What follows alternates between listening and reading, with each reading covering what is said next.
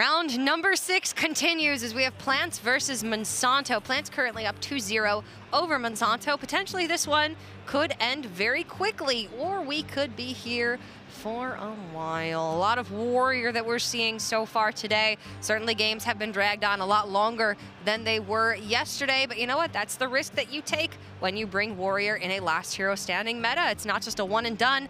You do have to play it multiple times, some of those matches. And joining me to continue round number 6, we have the birthday boy, Dr. J, on the desk. One of our birthday boys, actually. It's also Lorinda's birthday.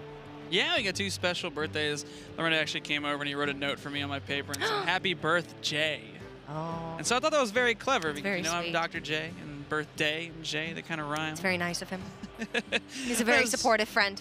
Yeah, as we can see here, though, let's not try to waste too much time talking about that. We see Plantz versus Monsanto. I believe it was some warrior shenanigans that has been taking this game on for so long, and I wouldn't be surprised if Plantz is still on that warrior, of course, because I believe it was the warrior mirror that was happening earlier. Monsanto is going to have to queue up that druid. Now, if it is a token-based druid and this is a odd warrior, you know, it's a close matchup. It could go either way. I think that's how this game is going to pan out. The odd warrior does have some tools. It depends on, you know, the tech choices that the odd warrior decides to bring. But let's just get into it and see what these players are bringing. It appears to be the odd control warrior, and not sure the druid yet. I'm pretty sure it's token druid. And there you go, right there, token druid it is. Pretty standard stuff from Monsanto. I definitely get why he didn't want to queue this druid second and likely went with the warlock instead. I would assume that's an even warlock from him, though we don't actually have the deck lists in front of us, so speculation is pointless. The token druid, in theory, should be a bad matchup, but in actuality, I think it's very close. If the warrior has whirlwinds, I think it does then favor the warrior. If it does not, things get a little bit sketchy. It does get very unique with the matchup because, like you said, that whirlwind adds that extra removal. That way you can couple it with a reckless flurry or you can couple it with a brawl. If you don't have that whirlwind, you kind of have to use awkward removal, like maybe a dynomatic plus a brawl or a dynomatic plus a flurry. You can gain loads and loads of armor to make sure that you are kind of out of a lot of the range, that even if they do get a very powerful turn with Savage or Branching Paths, that you can gain a bunch of armor and then hopefully deal with it on the following turn. But it's very similar and reminiscent of, I would say, Control Mage, in the way that Control Mage has these very awkward spells that cost 6, 7 mana to clear the board, and the Token Druid makes a board state that requires 2 AoEs to deal with. The first one has to clear the Wisps, and the second one has to clear the Trance from the Soul of the Forest. Well, Warrior is a little bit better in that because it has more flexibility with how it can clear those 2 board states, whereas Mage only has really 1 spell that can play a turn. But you still have to assemble those 2 pieces, and if you don't, the Warrior will just run you over. Or the Druid, sorry. I did the Warrior. Warrior's not running over anybody anytime soon. It's in it for the long haul. Pirate Warrior hasn't been in the meta for a long time, Jay. I miss Pirate Warrior so much. Apparently long enough that we can say the words, "I miss Pirate Warrior so much." I do like that. My favorite deck. We're all entitled to our own opinions. I'm despicable. I understand. But I liked winning. And Pirate Warrior won against everything. I get that. I like that Plantz went with the Omega Assembly early, and you're seeing him play the second one here. Yes, you get the most value off of Omega Assembly when you play it and you have 10 mana, but in this matchup, if you go that late, as the Warrior, you're probably already going to win the game. You might as well play Omega Assembly earlier and use those minions to get you to that late game. Ooh, but the Abomination off the Stonehill Defender, that was a card that mages were teching in order to be able to deal with Token Druid, because Token Druid can't create a board state that gets through that card effectively. I wouldn't even be surprised if there's a couple players on the floor that decided to maybe play a 1 of Abomination in their odd control warrior lists for this matchup. It's very niche, it's very weird, but it makes sense. You put it in the deck, that way when they go Whispering Woods, Soul of the Forest, you then just play that card, they have to spend their entire turn dealing with it, and then you brawl on the following turn. There's no way they can buff their minions out of range unless they have a double Power of the Wild. But at that point, that's like a 4 or 5 card hand, and they've probably been playing those cards throughout the course of the game. It does make a lot of sense. I would be surprised if we had players putting it in their deck naturally, but I don't think it's bad. If you are attempting to hard counter Druid, however, so much so that you're playing Abomination, then you might want to make an argument for the Warrior deck that we saw Hot Meowth bringing in our last match, as it is just so significantly better against Token Druid. But this Warrior is going to be better against Hunters than that Dead Man's Hand Warrior. There's certainly trade-offs for either archetype. Yeah, it's just, do you value having, you know, maybe slightly more powerful cards or more flexible plays within the deck, or do you value how powerful that Baku-oriented hero power is? I think a lot of players would agree with the sentiment that that Baku-generated hero power is absolutely absurd. Control Warriors in the past were running Justicar just to hopefully find it for turn 6, just to hopefully gain that hero power for the future. But who needs Justicar when you can have it on turn 2? They don't call it tank up, rank up for nothing. Believe me, Jay, I'm very familiar with the tank up to rank up strategy. Can you elaborate for the viewers at home what the tank up to rank up strategy entails? If one tanks up, one then shall rank up. The two go together hand in hand. Makes sense to me. Maybe that's why I don't rank up, because I don't tank up. I just play a Flame Imp. Jay, you're not a tank up player, and that's fine. You don't have the time on your hands to be a tank up player, and that's cool.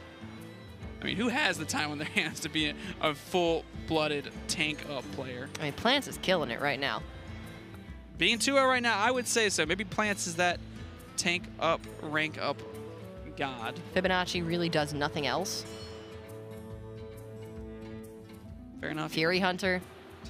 Actually, now that I think about it, Monsanto, too. I think Monsanto actually lost the... Yeah. I think both players earlier. led Warrior. But coming out from Monsanto here, Monsanto's going to want to make sure that he has some way to clear up this board state and then put the Whispering Soul. Because if he doesn't clear up the board state to its, you know, full potential, and he goes for a Whispering Soul of the Forest, Plantz will just trade in and then make some kind of play. He might go trade, mind control tech, and then just leave the rest on the board. Because there's no real reason to clear up everything if you can kind of minimize it to the point where it's just a little bit of a nuisance. If you don't need to use removal, don't use it. At what point in the game is it worth it for Monsanto to just go for it?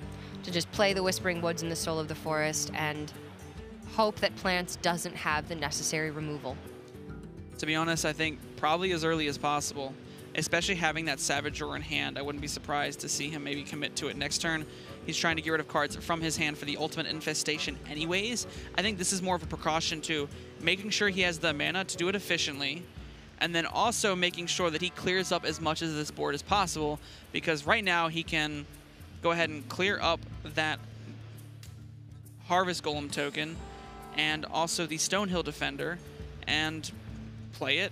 And maybe he even draws into Power of the Wild to buff it up a little bit more if Plantz is running that Whirlwind technology. You don't like the term technology? I love how we just default to the word technology to mean so many things. It's like if stuff isn't good enough, we just say technology.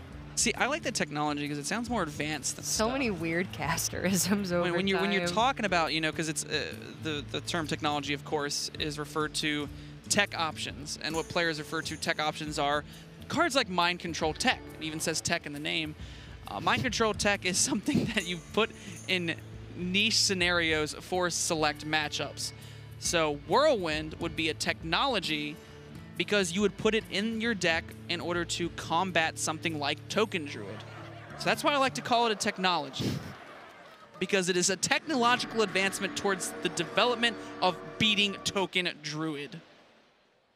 We need an entire team on that science right now. That's the science they left out of Boomsday. What do you think Dr. Boom's been working on in the Bop lab? and Token Druid science. Dr. Boom has been working on the ultimate method to annihilate aggressive decks in the form of Whirlwind technology. I mean, but really think about it. Token Druid is so well-rounded right now that we're seeing it sweep plenty of times here in this very tournament. And it's so good that it has a pretty solid matchup against a deck that should be incredibly favored.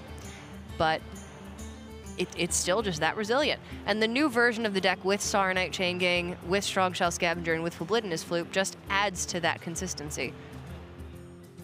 Maybe not as much high roll potential as Violet Teacher provided for the deck, but it's just one of the best decks in last Hero Standing. So this is a very important turn for Plantz. He has presented a very hard decision on how he wants to answer this board state. He could play the Abomination, hope it gets traded into, clears up the board, and then follow it up with an AoE. He could go for some riskier play with the Mind Control text, hoping to kind of steal things and win the game through that method. Or he could go for Dynomatic plus a Reckless Flurry. I think the issue with the Dynomatic plus Reckless Flurry is you're really risking, you know, not having the strongest removal for future turns. But to be honest, Dynomatic isn't the most powerful card in this matchup unless it is doing something like this. And if you wait for Monsanto to assemble the power of the wild, Dynomatic cannot do its job. So I really like Plant's recognition here, saying Dynomatic does not get that much value in this matchup. I need to utilize it to its full potential now, and we can go from there. I think the way that Plantz played that was perfect. I think it so was as well. actually minimizing all risk. He was guaranteed to end up only with a single Treant on the board as long as he trades one of the small mechs into the Saronite Chain Gang first off, leaving everything at 1 health. Dynomatic, of course, can only damage non-mech minions. So that was a perfectly calculated turn from Plantz, making good use out of a card that otherwise might not get such great use in this matchup. And plays like that go to show why Plantz is currently 2-0 against Monsanto. Monsanto is nothing to scoff at. He is a very powerful player in his own respect. He's made multiple top finishes in multiple different tournaments, and he's widely considered, you know, I would say he brings some more wacky decks, he brings some crazier decks, but he is a player to be reckoned with, and right now Plantz being 2-0 against him, and with probably one of Monsanto's favorite decks of the format, Odd Warrior. Yeah. That's pretty impressive. So Plantz might be a name we need to look out for. I don't quite know too much about Plantz. I know nothing about Plantz. Well, plants have this thing called photosynthesis. And photosynthesis is how they produce their energy in order to sustain life. See, now we're just a full-on biology lesson. With our shark talk before, now we're getting into plants. Plants also have a cellular wall in which... And did you know that the mitochondria is the nucleus, or is the powerhouse of the cell, Jace? You almost offended a lot of biology majors there. You caught yourself. Tanked that meme. Jeez.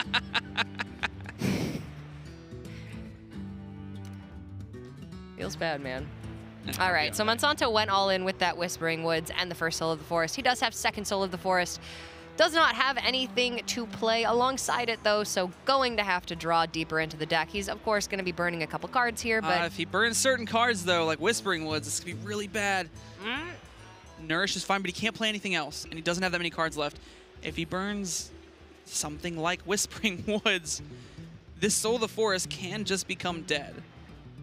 And that's looking pretty scary for Monsanto right now. Yeah, Spreading Plague is not going to do much for Monsanto in this matchup. Plantz is never going to try to be proactive on board, which will mean that Monsanto cannot be reactive. There's really not much Plantz can do here. He really doesn't want to commit anything to the board, but he wants to contest this Ghoul some way, so he was really considering playing out that Big Game Hunter just to try and put it onto the board. That way he could potentially clean it up with the Super Collider on the following turn. Because although, you know, the Ghoul isn't the most intimidating minion, it is just a 5/5. If it keeps pushing the damage turn after turn, it's not something good enough. See, and the Whispering Woods burned. That is the one card that Monsanto did not want to lose. That's the card that would have potentially won him this game. It still would have been an uphill battle because we can see that the Abomination's there. Monsanto doesn't know that, but we can see that the Abomination would allow Plantz to play the Abomination and then potentially brawled on the following turn in order to clean up the board state, so he does have the answer. But the thing is now, he doesn't have to use the Abomination for that anymore. He can save the Abomination for a turn where he can brawl and then leave the Soul of the Forest onto the board and maybe clean it up that way. Or maybe even go... If you go A-Bomb Brawl... You go A-Bomb Brawl, clears off the death spawn, rattles, and then the A-Bomb, unless the A-Bomb lives. which could be very unfortunate for Plantz. But the odds of that are very unlikely. It's a 1 in 8, maybe a 1 in 9. Something you still can consider going for. I mean, look at all this action from Monsanto and no initiator, nothing to use that Savage Roar or that Soul of the Forest with, because he did unfortunately burn that Whispering Woods. And he's still got Sarnite Chain Gang in the deck. Maybe he can get a mishmash of these weaker minions onto the board and use Soul of the Forest there. Plantz is at a low enough life total that that's not altogether an unreasonable path to victory. Wouldn't be surprised here to see Plantz commit the Mind Control tech, the Direhorn Hatchling, a hero power, and just kind of, you know, sit on this for a little bit. It's not really weak to Spreading Plague at all because obviously there is that Ghoul on the board. Monsanto can't really clear off the Ghoul to play out a Spreading Plague, and we can see that Monsanto doesn't even have a Spreading Plague. Right now, he has no real way to generate any kind of board state besides a couple of 2/3s. And that's not the board state you want to be creating right now if you are Monsanto. The one thing Monsanto does have going for him, however, is he could go ahead and, you know, gain a little bit of armor and push some damage. Actually, I'm curious how much damage it is if double Savage Roar, double Spellstone, and the hero power is used. He would have to hero power once, and then the Spellstone in the middle of his hand does get through the Direhorn Hatchling. Then double Savage Roar is... Well, he could hero power for attack and use both Spellstones. Yeah, okay. So hero power for attack, both Spellstones go through. Double Savage Roar is then 7/9 plus I think 7, it was 3 off 16? lethal. Yeah, 16. But he's going for, you know, kind of a half measure here, cleaning up that minion, making sure this Ghoul stays alive. Because right now, Plantz has no way of dealing with this Ghoul. The most he can do is put a Abomination in the way and hope that's enough. And that Big Game Hunter is not really putting in work here. Stonehill Defender is a great pickup. BGH is a nice tech in this meta. It's mostly for even lock. Have something other than Shield Slam to kill those giants early on. Direhorn Hatchling was a bit of a risk here. The reason I say that is, you know, Monsanto still has access to that other Spellstone. If Monsanto were to pick up that other Spellstone, could potentially fully upgrade it, or if it's already fully upgraded inside of his hand, it full clears that minion while this Ghoul just wreaks havoc onto the board. So you have to armor up to be able to clear the Hatchling with the Spellstone, so you do that. Then you have double Roar. The attack from the hero kills the Stonehill, so we're looking at 10 damage. Again, just pretty close to lethal. I mean, what Monsanto is doing right now is capitalizing on one of the weaknesses of this odd warrior, is being able to deal with one healthy size threat when it doesn't have that kind of removal. I mean, Plantz has a Brawl, Plantz has Abomination, but he can't commit these cards because it doesn't really do anything. He can deal with a wide board. If Monsanto can stick something tall, however, Plantz could struggle a little bit more with that. And I don't believe Monsanto is going to play out that Arcane Tyrant. There's no real reason to. The Arcane Tyrant gets played, it just kind of gets answered by the Super Collider that's on board. I think Monsanto is conscious of that, so he just wants to play around that as much as possible. Yep, would be a mistake to play And that. there is a very important draw for Plantz right now. He needed that in order to be able to answer this minion, because if not, Monsanto is just going to go turn after turn, beating him down with this Ghoul. Okay. Giggling Inventor plus Forbiddenous Floop, if there was no Brawl in hand for Plantz, could be the board that Monsanto needs. He could also try and play a round Brawl by just going Giggling Inventor and straight up playing Soul of the Forest. Is that enough value off of Soul of the Forest, though? I don't quite think... there's two lines of play that I can see Monsanto making here. The first one is playing out a Arcane Tyrant first, or a Strong Shell first, and then playing the Giggling Inventor behind it, or maybe just playing the Giggling Inventor with nothing else, hoping Plantz gets scared enough to use one of these removals, and then committing to the Forbiddenous Floop plus the Strong Shell on the following turn in order to try and end the game with double Savage Roar that way. I wouldn't be surprised to see Giggling Inventor come out, a Hero Power come onto this big game Hunter, and the turn just pass there. But I think this is probably one of the best Soul of the Forest boards you're ever going to get. If he just plays Giggling Inventor, it's too easy for Super Collider to clear up 2 of the minions. This feels really bad as far as Soul of the Forests go, but sticking double Giggling Inventor just plays too heavily into Brawl or Mind Control tech. So now Plantz. Sprawl feels kind of bad because there's only 3 minions on Monsanto's side of the board. Abomination's a little bit risky because the Annoyotrons have Divine Shield. I wouldn't be surprised to see the attack come out here. It's going to go ahead and clear up both these minions. 2 2/2s are going to be left. You can go ahead and Iron Beak Owl the last Annoyotron and then trade off the Big Game Hunter into either one of the 2/2s or the Annoyotron for a value trade. Fit in the Hero Power. He understands the reach of Monsanto right now, knowing that it is 2 Savage Wars, and this allows him to answer all of the soul boards while not committing any, excess of resources, while also having access to Abomination and Brawl for the following turns. He did not have to use either AoE piece this turn. He knows that both Soul of the Forest have been used now. Monsanto down to just 4 cards in the deck. And I definitely like the development of this Gluttonous Ooze, because Monsanto doesn't gain any advantage from Spreading Plague by him playing that, because he would have to trade off these Trance anyways. The most he would gain is 1 extra, but most likely he would be able to get 1 to 2 anyways. He would be able to get 1 anyways, but getting 2 isn't, that big of a deal right now. It could be, though. But I definitely think playing the Gluttonous Ooze to contest some kind of board state in order to make Abomination better is where Monsanto wants to be at. Double Savage Roar plus Hero Power. Looking like 19 damage from Monsanto.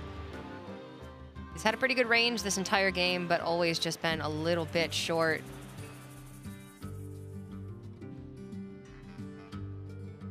And now one of the issues is because he played the Arcane Tyrant, and I actually am a little curious about that one. Because he played the Arcane Tyrant, he no longer has Giggling Inventor in his hand. Because the Forbidden Flute will change into the Arcane Tyrant. I was wondering if it was slightly better to hold on to it, because these Strong Shell Scavengers will no longer be able to hit anything unless there is another Giggling Inventor in the deck or the second Spreading Plague, but most likely that's only going to account for 1 minion.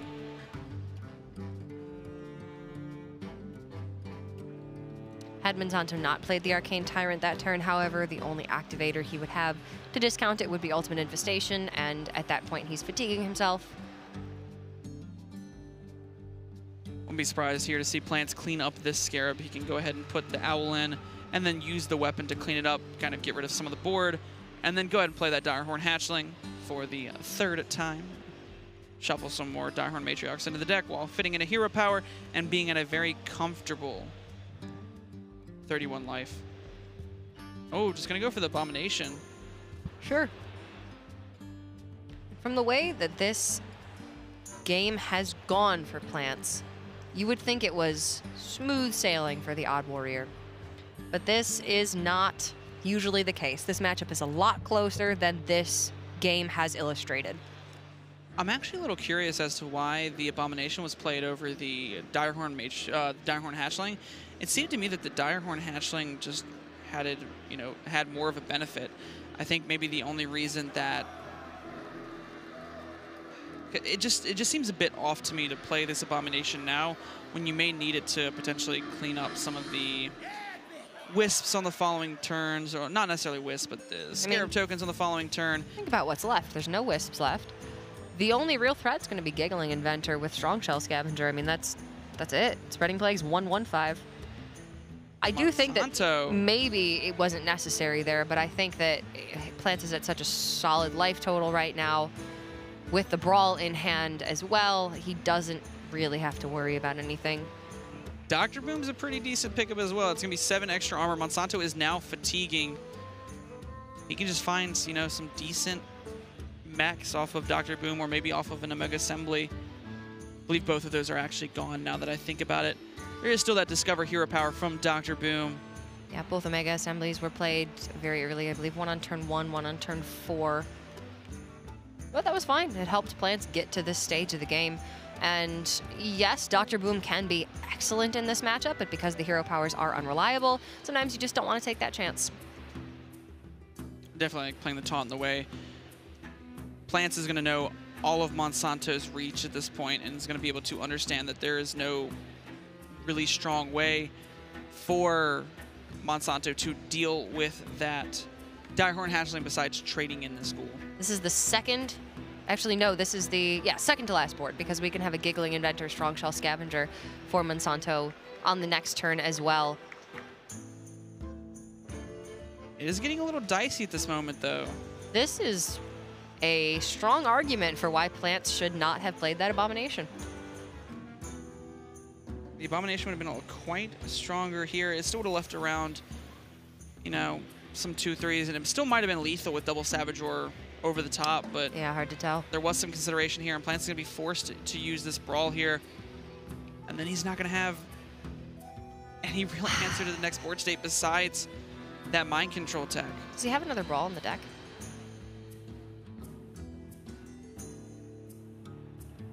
I believe he has one more Brawl in the deck. I believe we've only seen one Brawl so far. I think you're right. Because the first removal came from Dynomatic Reckless Flurry, and that was the only other very strong board that Monsanto's had this game. Playing the MC tech, I'm a little curious as to if that card should have been held onto, especially because Plantz should be keeping track of, you know, what is left in Monsanto's deck, but maybe Plantz feels as if even if... I think it's a big mistake he played it here. I think so as well. I don't see a reason why we aren't playing Elise the Trailblazer that turn. Stronger on board, other than he doesn't want to draw the pack. I think you don't play the Elise because you don't want to draw the pack, and you also want to fit in a hero power.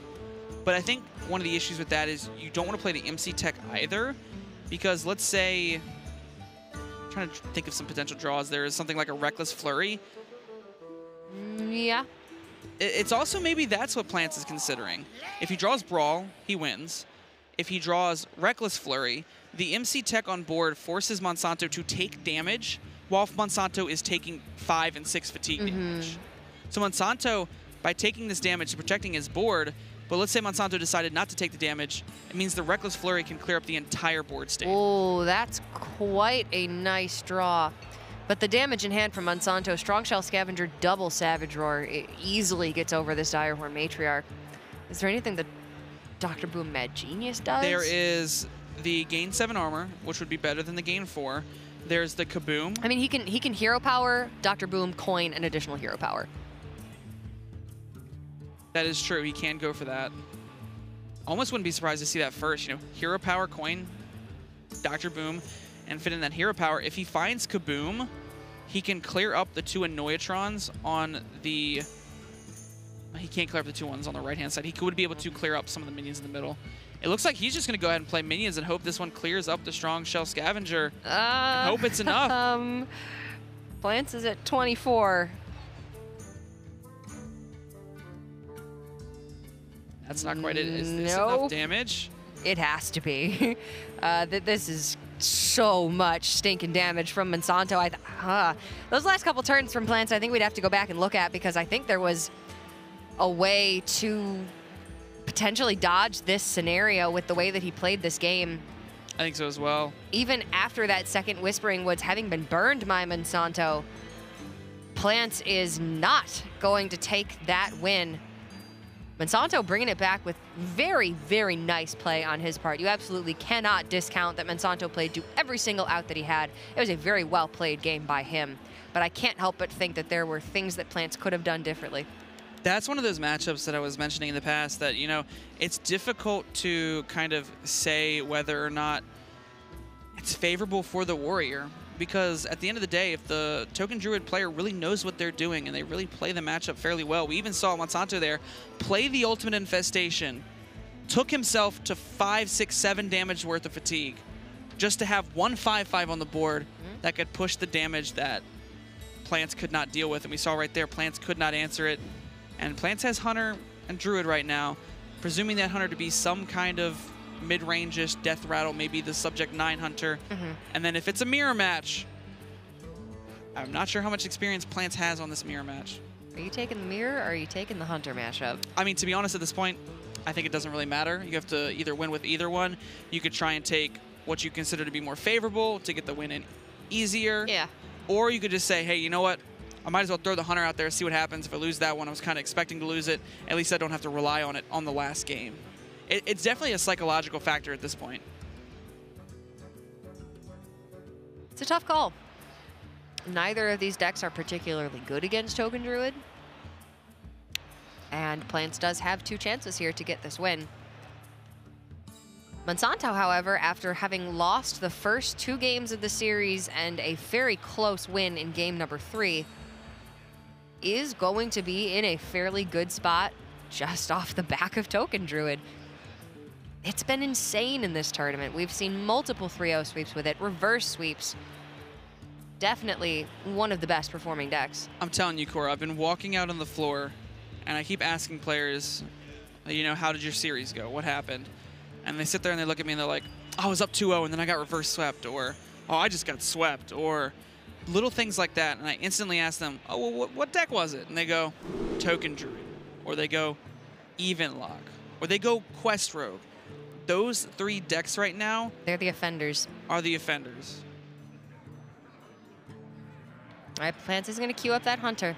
And with Stitch Tracker in the deck, it's going to be a Death Rattle variant versus a secret variant of the Hunter. So Devilsaur Eggs, Spider Bombs in the deck, as well as Kathrina Winter Wisp and King Crush at the top end. Probably some Witchwood Grizzlies as well. So the big power spikes for this deck are going to come from Carnivorous Cube. And with Witchwood Grizzly on the board, if Plantz can Carnivorous Cube and Play Dead, or Carnivorous Cube and Terror Scale Stalker, that will put up a very large wall that it can be incredibly difficult for Monsanto to get over. I think one of the biggest things of this matchup is, you know, making up that wall, like you said. It's very powerful. I mean, it's powerful in almost every matchup. I don't think there's a matchup that I can really think of off the top of my head that when you put up a wall of Grizzlies, you put up a family of Grizzlies, it's just right. I see what you did there. And you have 3 Grizzlies. It's the family of Grizzlies. You want me to go in depth of what I did there? I already got it, man. Okay. I got it. You just, here's the thing. Joke's not great, but like, it's kind of clever. So you say it, and then you let it sit, and you just move on. Oh, I'm the opposite. I like to explain the joke. Just move on. I like to thoroughly explain the joke.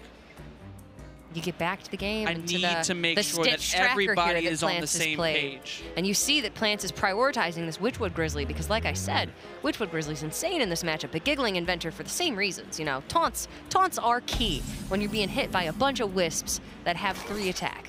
Giggling Inventor, however, is, you know, a weird spot, and the reason I say that is because it extends too much into Spreading Plague. I almost would have rather seen the second Grizzly taken over the Giggling Inventor, because I feel like Giggling Inventor is a kind of a last-ditch effort when they make a board state, whereas Witchwood Grizzly is a power play that can help you win the game with Carnivorous Cube and Play Dead. It's hard to set that up, though.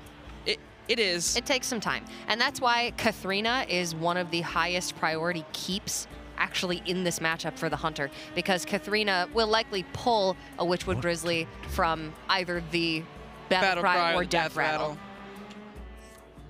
And Monsanto just making quick work. Wants to go ahead and get down to this Malfurion as quickly as possible. I don't blame him. Malfurion, I almost keep it in almost every matchup. It is that absurdly powerful of a card.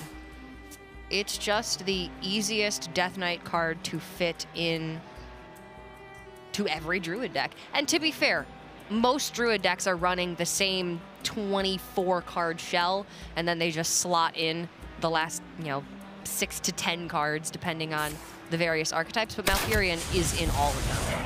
Yeah, the only one that Malfurion can't be afford to play in is the Taunt Druid, and that's just because Malfurion generates the Scarabs, which are beasts, which come back from Witching Hour. It's really kind of messy. You really don't want that to happen.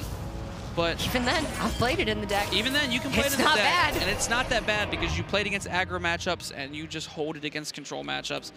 But the one thing about Malfurion is it's very aggressive while also being very defensive.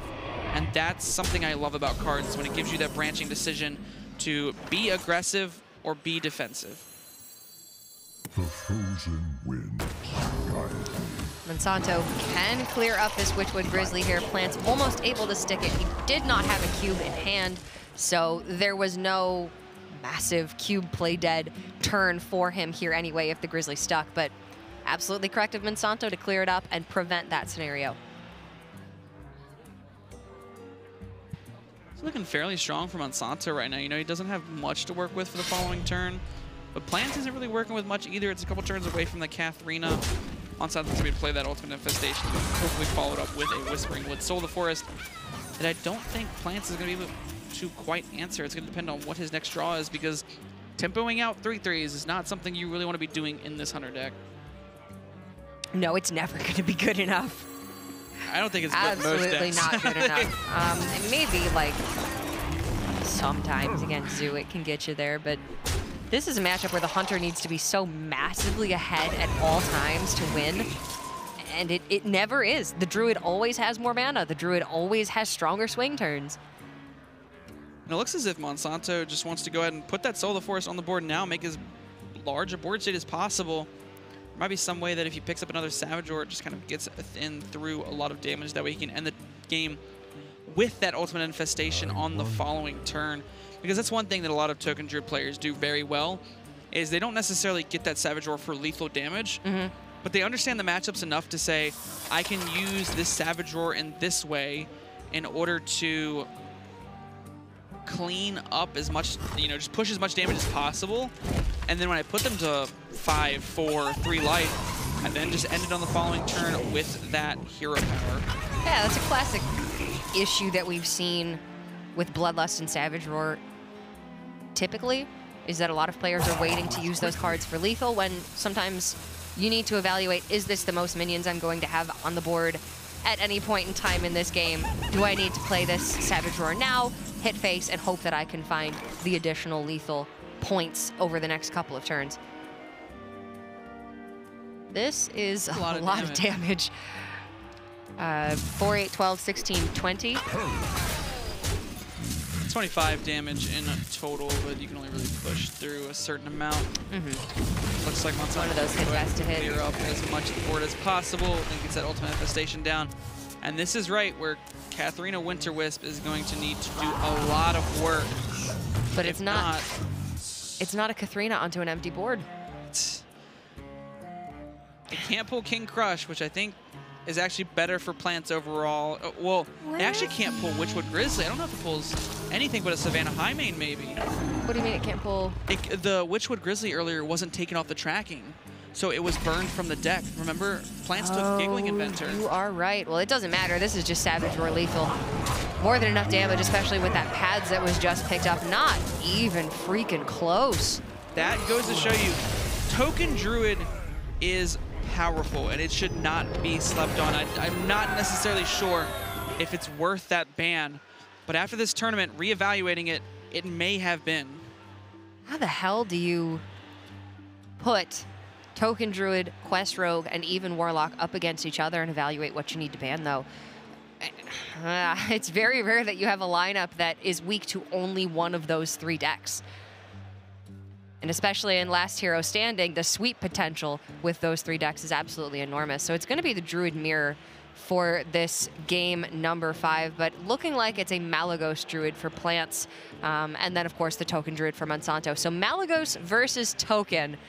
Who's got the advantage here? It's difficult. I would say in the past that the Malagos Druid might have some kind of advantage if they, you know, understand the matchup and they play it to its, you know, full potential. One thing that Malagos Druid used to play in the past was actually Tyrantus. And the craziest thing you could do is you could make a Spreading Plague board. You could play the Tyrantus, hope to faceless it, and just keep pushing damage through that way. But I don't know, because this Token Druid is becoming more and more refined. Players are getting better and better with it. The one thing I will say, though, is Malagos Druid against Token Druid. Token Druid does not have an answer for Twig of the World Tree. No, they don't. If you give Malagos Druid the time to play an insane Twig of the World Tree play, you are going to take a lot of damage. you're going to be dead. I don't want to say done for, especially... Oh, I think so. Man, Druid gains a lot of armor. If you get an early Malfurion and you have branching pads, it can be hard.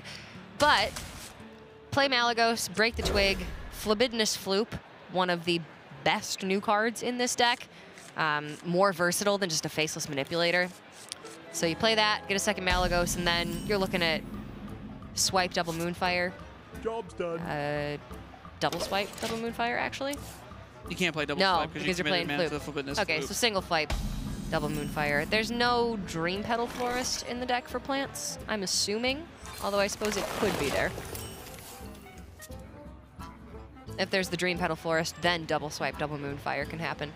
We see a lot of these lists have been running Starfall as of recently, and that's mostly to address Zoo Warlock, because a lot of times you can make some, you know, cheeky plays where you Starfall a board state, you clear it up, maybe you use Moonfires to clear up the rest, and then you play an Arcane Tyrant, and you have an Arcane Tyrant onto an open board. And we all know when Zoo loses the board, and you kind of capitalize on that fact, it becomes really strong overall, and that's why Starfall has been added. But Starfall, just as an added benefit, means that Swipe Starfall is now an answer to Whispering Woods Soul.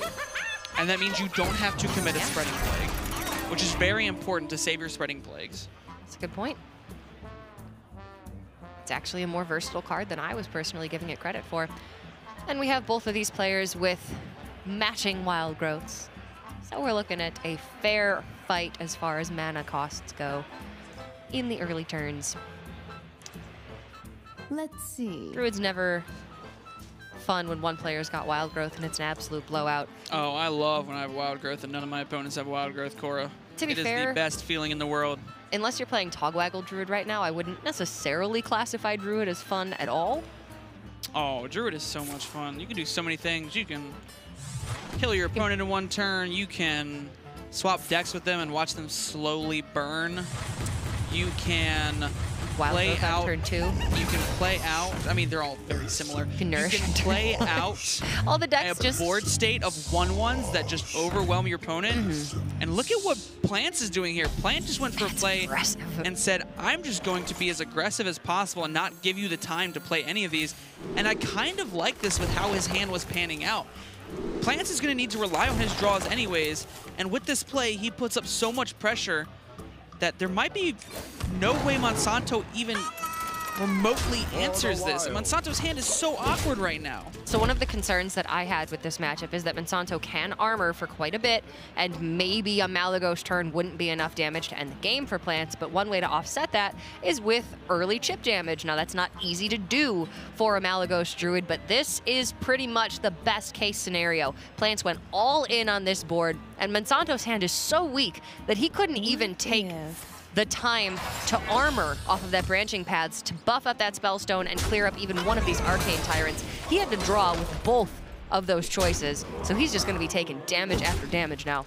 And see, I'm on the mentality of if Plantz is going to go for this play, I would not have been opposed to using the Spellstone just to push that 3 damage.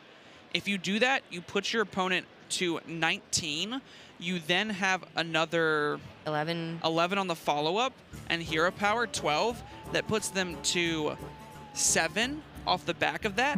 And then, at the end of the day, if Monsanto doesn't have Spreading Plague, you win the game. Monsanto's hand is so bad. It's pretty abysmal right now. So bad.